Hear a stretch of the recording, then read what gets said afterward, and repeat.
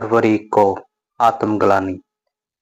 वरवरीक ने कहा, हे पितामह, मैं पापी हूँ, ब्रह्म हत्या से भी अधिक घृणा कर का पात्र हूँ। मैं प्रशंसा के योग्य कदापि नहीं हूँ। प्रभो, न तो आप मेरी ओर देखें और न ही मेरा स्पर्श करें। हमारे धर्म शास्त्र ग्रंथ सभी पापों का प्रायश्चित बतलाते हैं, किंतु जो माता पिता का भक्त नहीं है उसके उद्धार का कोई मार्ग नहीं है।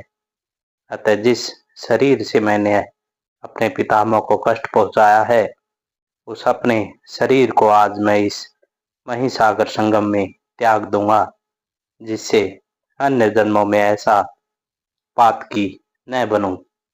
यह कहकर वरवरीक उछलकर एक ही क्षण में समुद्र के भीतर चले गए। सागर भी यह सोचकर कंपायमान हो उठा कि मैं इसका वध करूं। देवियों द्वारा वरवरीक को समझाना। तदंतर सिद्धांबिका और चारों दिशाओं की देवियां रुद्र के साथ वहां उपस्थित हुई और वरवरीक को हृदय से लगाकर बोली, हे वरवरीक, अनजाने में किए हुए पाप से दोष नहीं लगता। यह बात हमारे शास्त्रों में लिखी हुई है, इसलिए तुम्हें इसके विपरीत कोई बर्ताव नहीं करना चाहिए। तुम देखो कि तुम्हारे पितामह भीम पुत्र पुत्र शब्द को पुकारते हुए तुम्हारे पीछे पीछे चले आ रहे हैं। यदि तुम्हारी मृत्यु हो जाएगी तो ये भी अपने प्राणों का परित्याग कर देंगे। हे वीर, यदि इस समय तुम शरीर छोड़ोगे तो तुम्हारे पितामह भी शरीर का त्याग कर देंगे। उस अवस्था में तुम्हें और भी पाप लगेगा। इसलिए हे महामते, तुम ऐसा जानकर अपने शरीर की रक्षा करो। थोड़े ही समय में देवकी पुत्र श्री कृष्ण के द्वारा तुम्हारे शरीर का नाश होगा, ऐसा बताया गया है।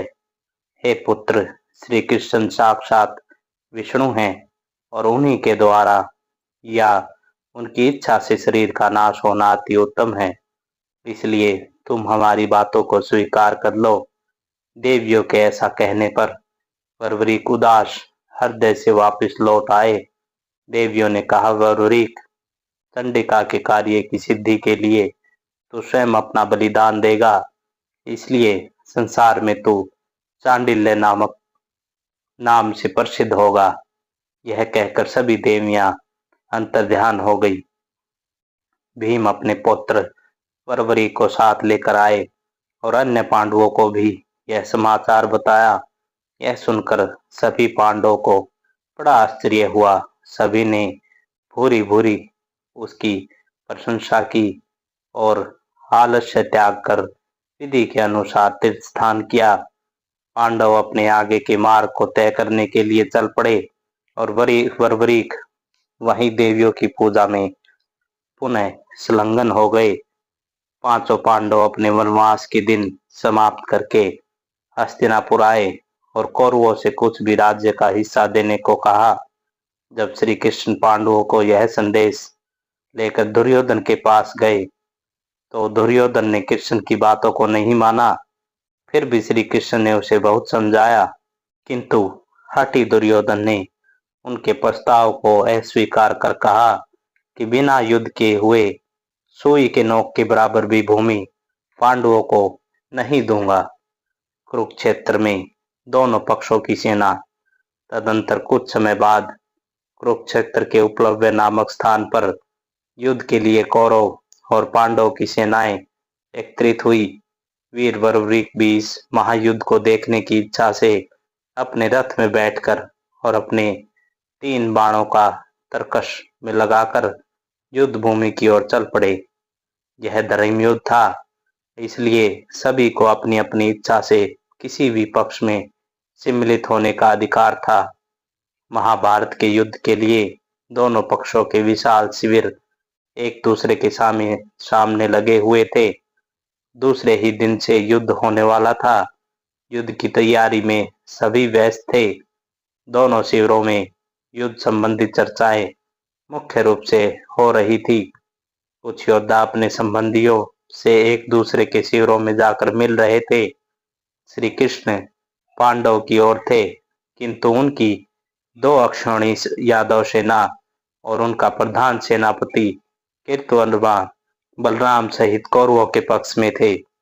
वरवरीक की युद्ध देखने की इच्छा शिविरों के मध्य की भूमि वीरों के आवागमन से भरी हुई थी। उसी समय महाबली वरवरीक युद्ध क्षेत्र में आ पहुंचे।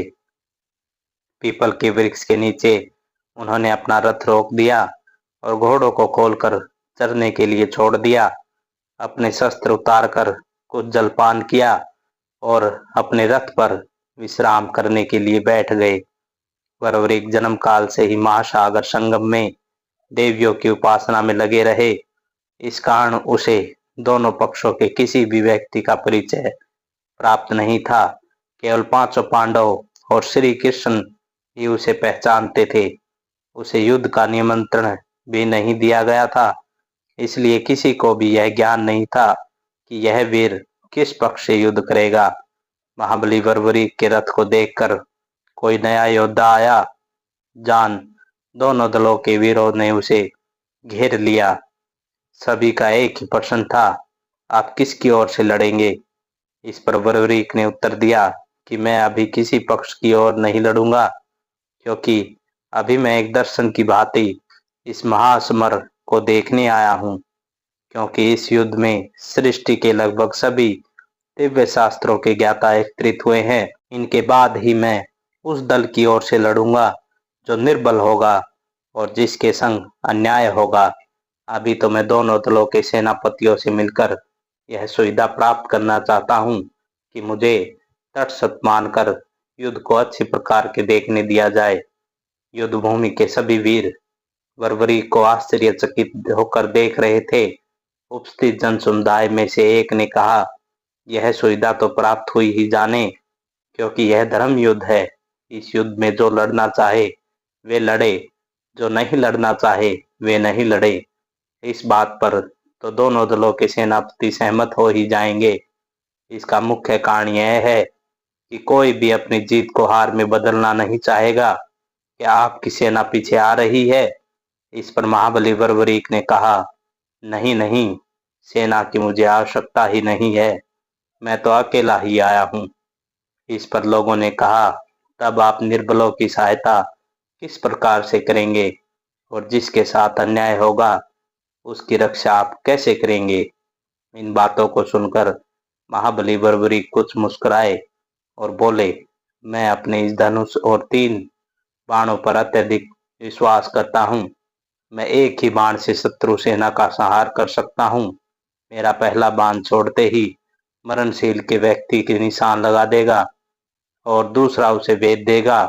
तीसरा तो तर्कस में ही पड़ा रहेगा, क्योंकि उसे निकालने की आवश्यकता ही नहीं होगी। वरवरीक के इन वचनों को सुनकर युद्ध भूमि के वीरों को अत्यधिक आश्चर्य हुआ और उन लोगों ने उनका नाम पूछा तो उसने अपना नाम वरवरीक बताया। श्री कृष्ण का चिंताग्रस्त होना, यह बात आंधी के समान दोनों शिविरों में व्याप्त हो गई। हर व्यक्ति के मुख से केवल एक ही शब्द सुनाई दे रहा था, वह था वरवरीक। यह सब देखकर पृथ्वी के भार को कम करने वाले श्री कृष्ण चिंता में डूब गए और विचार करने लगे कि यदि यह वीर वास्तव में निर्बलों का साथ देगा तो पांडव के विजयी होते ही कौरव पक्ष निर्बल हो जाएगा। फिर तो इसे कौरव पक्ष की ओर युद्ध करना होगा और फिर यह पांडवों की विजय को पराजय में परिवर्तित कर देगा। केवल मात्र इसके कारण ही पांडव भी काल के ग्रास बन जाएंगे। यदि पूर्व में ही पांडव को निर्बल सिद्ध किया जाए तो इसका अर्थ होगा कि पांडव में 2-3 भाइयों का वध। पराजित होने पर यह वीर विजयश्री का वर्ण करने देगा और विजय की इच्छा से पहले पराजय के निकट जाओ और फिर विजयी बनो। इस प्रकार का विचार करते हुए श्री कृष्ण ने पूर्णतः समझ लिया कि इसके लड़ने से तो सारा युद्ध यंत्र व्यर्थ हो जाएगा। इस युद्ध के द्वारा अधर्म का दमन कराकर धर्म और संस्कृति का उद्धार करके चरित्रवान श्रेष्ठ पुरुषों को सम्मान सहित जीवित रहने का जो अवसर प्रदत्त करना था वह कदापि पूर्ण नहीं होगा। श्री कृष्ण को उदास देखकर अर्जुन ने उनकी उदासी का कारण पूछा। तब उन्होंने अर्जुन के सम्मुख वरवरीक के विषय में संपूर्ण बातें बताई। इस पर अर्जुन बोले, हे जनार्दन, यह अकेला योद्धा इस युद्ध में क्या कर सकता है? मेरे गांडीव की टंकार से ही यह भाग जाएगा। आपको इसमें कौन सा बल दिखाई देता है? इसके पास न सेना है न शस्त्र है। यह बालक 3 बाण लिए घूम रहा है। अपनी प्रतिष्ठा बचाने के लिए ही बाद में लड़ने का एकमात्र बहाना बना रहा है।